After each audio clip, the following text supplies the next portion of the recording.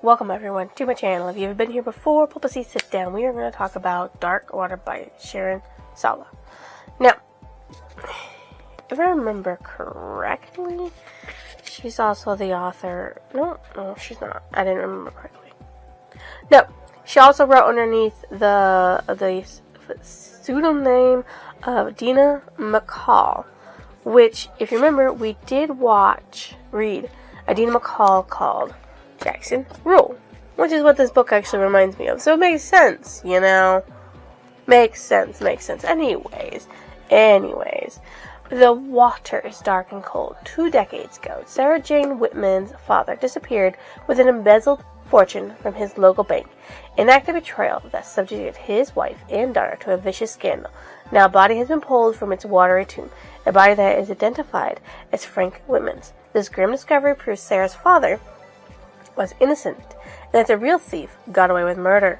Now Sarah's obsession with uncovering the truth is making some people in Marmot, Maine, very nervous. Suddenly, the prosperous citizens of this community are under intense scrutiny, including Tony DeMarco, who grew up with Sarah. But is the concern Tony shows for Sarah's safety genuine, or is he hiding something dangerous? And can she trust him with her future as a desperate killer tries to shut the door forever on the past? Okay, so there are 2 things wrong with this summary, and I hate how books do that. They do these weird-ass fucking summaries that include things that are like, that sounds interesting, but turns out to be fucking wrong on 100% cables. Okay, Tony DeMarco was not up for scrutiny, okay? There was no intense scrutiny that he was under. He was not included in that. Okay, none at all. And of course, the concern he showed for Sarah was completely 100% genuine. There was no him hiding anything. He was upfront about every fucking thing that she asked. So, yeah, no. Those were just wrong. They were just to draw you in. Sarah is in New Orleans. She runs a restaurant. She gets a call from the detective. Chief police. The chief police says, "Hey, we found your father." She's like, "Oh, when will his body be released? And when will the investigation into the embezzlement of the funds start?" And he's like, "What do you mean?" Well, obviously, if he was found dead, it means either he's innocent. Well, she thought she was innocent. But she's like, but it's also possible that he had, an accomplice. So when are you going to do some stuff about this? Now, the reason why he was found was because this crazy-ass dude robbed a bank, put a woman in his car, bank teller, and then drove off. And he decided that he was going to take the money and run by putting the car in the water. So he rolled his window down, knocked the woman out because she was screaming and everything, and drove the car into the water. He got out with a bag of money, knocked her definitely unconscious, so she drowned, and then he swam. He was swimming to the other side of the lake because he didn't want to get on the side that he was on, closest to, because there was already cops swarming there. And he drowned halfway there. After he dumped the money. So, when the divers found him, he was laying on top of this locker. The locker they broke open and the body floated out. And guess what? That was her father, Frank Whitman's. So an investigation is opened up back into that. Tony DeMarco, who reads about it while he's in Chicago, preparing to open up his second club, decides that he wants to help her out because he's really grateful for everything that Frank Whitman did for him when he was a troubled teenager who just didn't care. I mean, he's a successful businessman now, but he's above board. So anybody who suspiciously became rich the time Frank died was under scrutiny. That was it. But Tony's like, I made this on my own. I borrowed money from my uncle. I paid him back. Totally above board, legit, immediately. And then he's cool for the rest of it. He literally hires bodyguards and security on his property when he realizes that the killer, the person behind it all, is circling his property and looking for her and shot at her. So he's hired security to protect it. Of course, the security gets fucking bypassed like super fucking easy.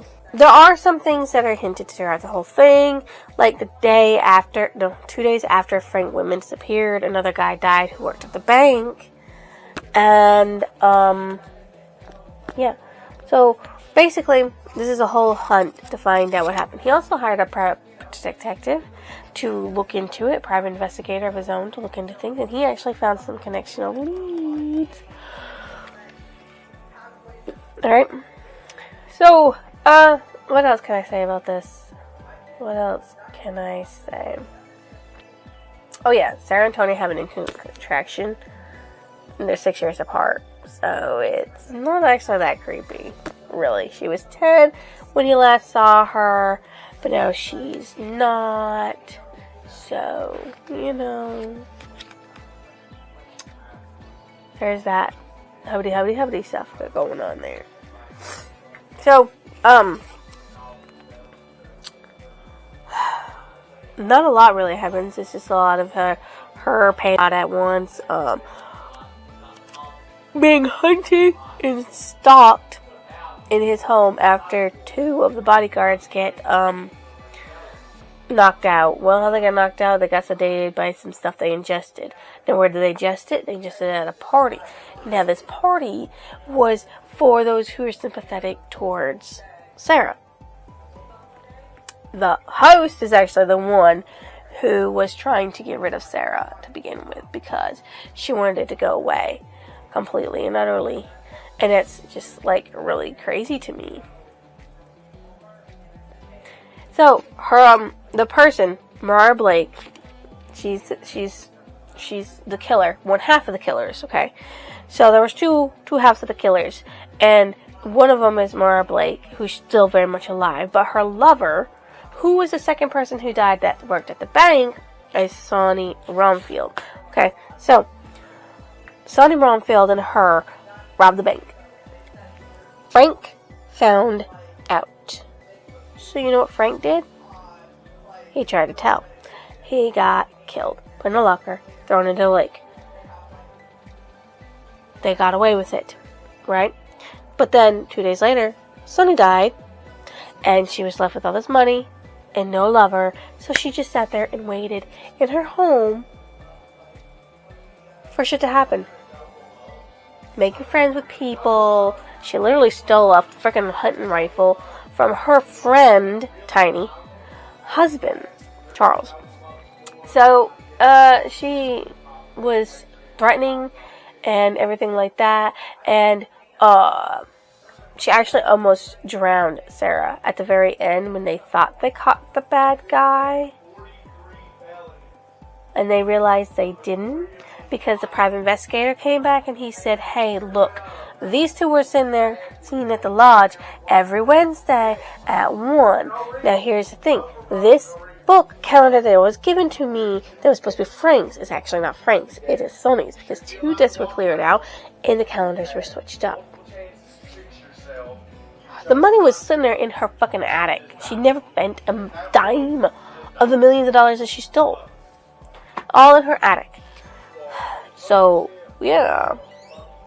She just wanted to kill Sarah, so that way somebody would not have their lover with her. Well, she was only trying to kill Tony.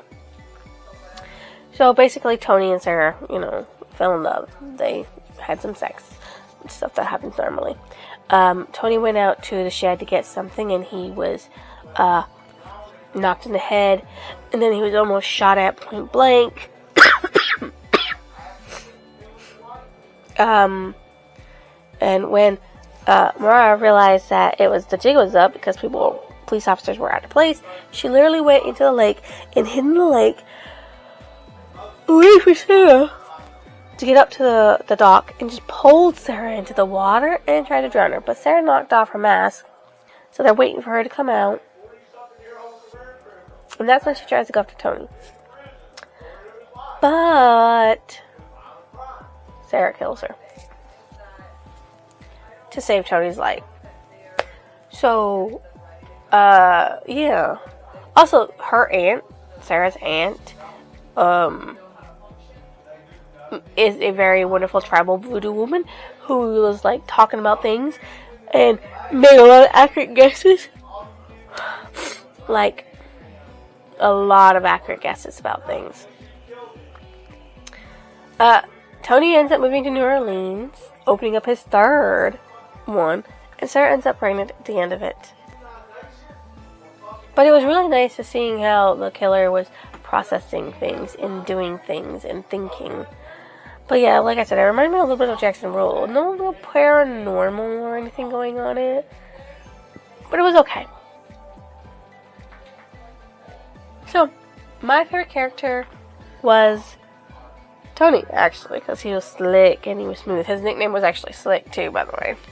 And he was just, like, all concerned about her, even though it'd been years since they had last seen each other. He's like, I want to pay back your father through helping you out. I will do whatever you need me to do. And he literally protects her with his life.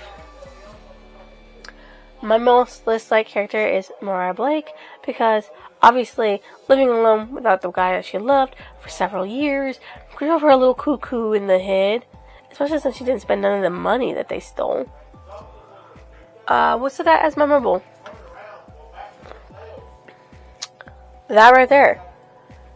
There was actually, what stood out is that a lot of people in that town got rich and moved on to better things. There's this one girl, Laura, who wanted to be with Tony.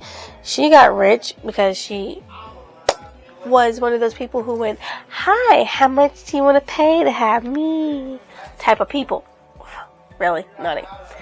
Of course, Tony, he got rich, but he literally owns a very, very busy, very popular club, opening up his second one, and then he gets to open up a third one. Boy, they both like to cook, too, which is pretty cool. I don't really have a favorite passage nor a favorite quote within it.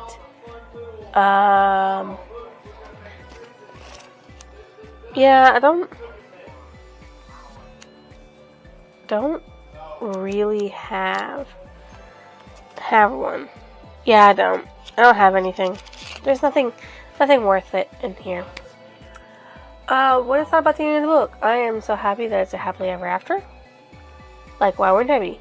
Bad guy gets arrested, she gets to bury her father properly, and eventually gets a child. She got a rich husband. She's rich herself. She owns a restaurant. He owns 3 clubs. Things are popping off. They got a lot of stuff to give their kid a great, beautiful future. What book do you remind me of? Actually, before I remembered that Sharon Scala was Dina McCall, I thought it reminded me of Jackson Rule, to be honest. Now I remember why. This book, as you know, is standalone. It can be read by itself.